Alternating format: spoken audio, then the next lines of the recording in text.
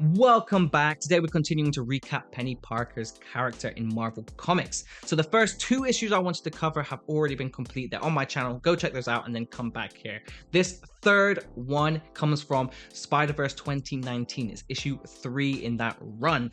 So let's jump into it. Let's go. We open with a race against time. Daredevil has been gravely injured and Peni Parker, piloting her SBDR suit, teams up with Miles Morales to rescue him. However, their mission takes a dangerous turn when Uncle Ben, monitoring the situation, detects a mysterious voice breaking into their secure communication channel. Suddenly, a weapon is hurled towards Peni and Miles. The resulting explosion knocks them down, though they recover quickly. Uncle Ben, growing suspicious, warns them it could be a trap. His fears are confirmed when the voice smugly declares, "It most certainly is a trap." Miles, trying to make sense of the situation, asked Peni if her universe has a green goblin, but Peni, unfamiliar with the name, dismisses his question. Uncle Ben advises retreat, urging caution until they understand their enemy. Peni, however, refuses to abandon Daredevil, determined to save him no matter the risk. The disembodied voice continues to taunt Uncle Ben. He's realized that Daredevil is merely bait meant to lure Peni into danger.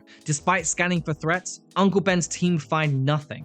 Another explosion incapacitates Peni and Miles once more.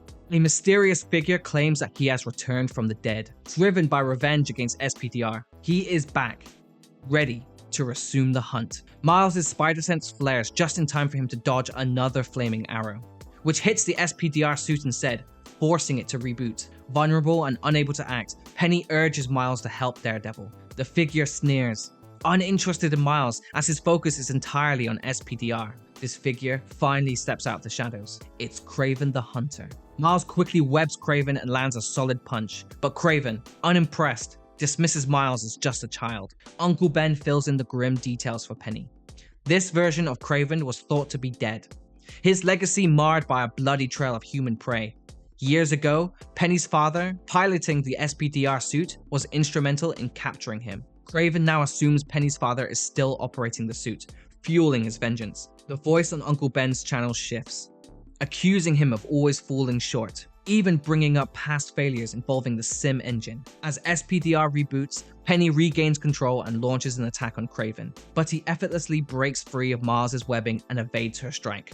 Ranting about the jungle of the city and his role as its apex predator, Kraven continues his relentless assault. Meanwhile, Peni hands a medkit to Miles, instructing him to tend to Daredevil. Miles struggles with this task, prompting a barely conscious Daredevil to guide him step by step. At one point, Daredevil even snaps at Miles for talking too much, to which Miles quips that Daredevil should meet his universe's other Spider-Man. Uncle Ben pieces together the puzzle. The red diamond on Kraven's forehead and his advanced capabilities point to one man, Nathan Essex, better known as Mister Sinister. Once presumed dead, Essex has been operating in the shadows, enhancing criminals for his twisted experiments. His vendetta against the SPDR program is personal, blaming it for ruining his life. As the argument escalates, Peni snaps at Uncle Ben, demanding they stop talking about her as if she's not there. She defiantly declares, "Now watch me win." Another massive explosion forces SPDR into another reboot, leaving the suit defenseless. Kraven approaches the seemingly defeated SPDR,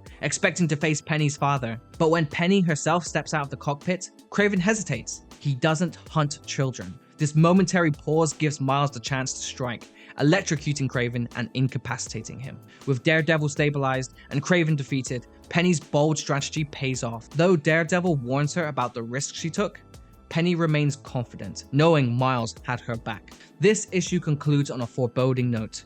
Uncle Ben, seated in a dimly lit corridor, listens as Nathan Essex ominously declares that this is just the beginning. He boasts of enhanced criminals waiting in the wings, men with extraordinary abilities. Exhausted, Uncle Ben removes his headset and orders the communication channel to be shut down for investigation. Staring at a photo of himself with Aunt May and Peni, he mutters, "What am I doing?" Make sure to like, comment, and hit the subscribe button if you haven't already. But for the meantime, peace, peace, peace.